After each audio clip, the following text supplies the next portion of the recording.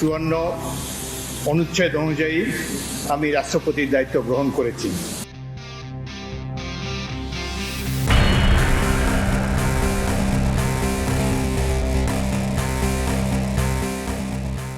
বাংলাদেশের রাজনীতিতে আবারও গুরুত্বপূর্ণ এক পরিবর্তন, কারণ রাষ্ট্রপতি মোহাম্মদ শাহাবুদ্দিন পদত্যাগ করেছেন। 24 জুলাই 2026 শুক্রবার বিকেলে গণমাধ্যমকে তিনি নিজেই বিষয়টি নিশ্চিত করেন। পদত্যাগ সম্পর্কে জানতে চাইলে তিনি সংক্ষিপ্ত প্রতিক্রিয়ায় বলেন, এটা তো সর্বজন বিদিত, আমার মুখ থেকে শুনে কি লাভ? I am sick, so it is ডান।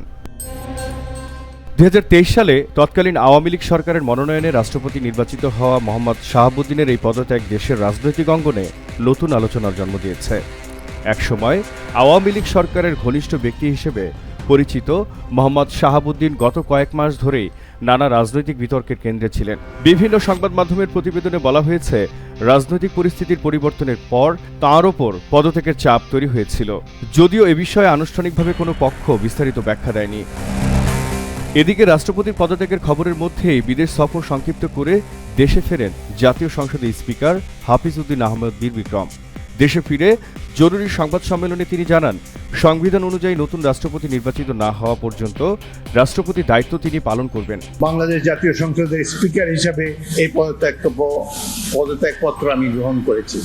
বাংলাদেশের সংবিধানের 54 অনুচ্ছেদ অনুযায়ী রাষ্ট্রপতির পদ শূন্য হলে বা তিনি দায়িত্ব পালনে অসমর্থ হলে নতুন রাষ্ট্রপতি নির্বাচিত না হওয়া পর্যন্ত স্পিকার রাষ্ট্রপতির দায়িত্ব পালন করেন।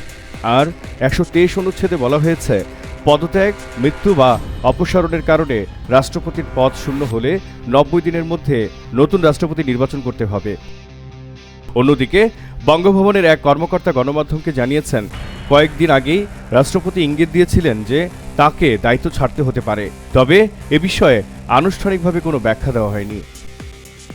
রাষ্ট্রপতি হিসেবে দায়িত্ব পালনকালে মোহাম্মদ শাহাবুদ্দিন একাধিক রাজনৈতিক বিতর্কের মুখোমুখি হন।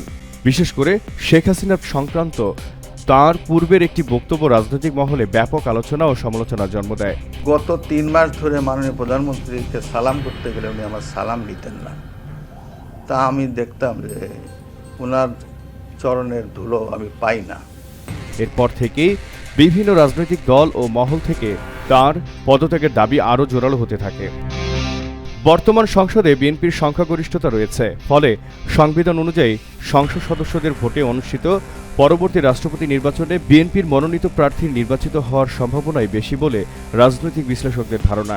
ইতোমধ্যে সম্ভাব্য প্রার্থী নিয়ে দলটির শীর্ষ পর্যায়ে আলোচনা চলছে বলেও বিভিন্ন গণমাধ্যমে খবর প্রকাশিত হয়েছে। 2024 সালের জুলাই গণঅভ্যুত্থানের পর মোহাম্মদ শাহাবুদ্দিনের রাষ্ট্রপতি পদে থাকা নিয়ে রাজনৈতিক বিতর্ক চলছিল। ত্রয়োদশ জাতীয় সংসদ নির্বাচনের পর সেই আলোচনা আরও তীব্র হয়। শেষ পর্যন্ত তাঁর পদত্যাগের মধ্য দিয়ে দেশের সর্বোচ্চ সাংবিধানিক পদে নতুন অধ্যায়ের সূচনা হলো। এখন সবার নজর কে হচ্ছেন বাংলাদেশের পরবর্তী রাষ্ট্রপতি এবং এই পরিবর্তন দেশের রাজনীতিতে কী ধরনের প্রভাব ফেলবে। প্রিয় দর্শক, আপনার মতামত কি? কমেন্টে জানাতে পারেন আমাদেরকে। এমন সর্বশেষ ও নির্ভরযোগ্য সংবাদ পেতে আমাদের চ্যানেলটি সাবস্ক্রাইব করুন এবং ভিডিওটি শেয়ার করুন। বাংলার জানালায় জহিরুল ইসলাম।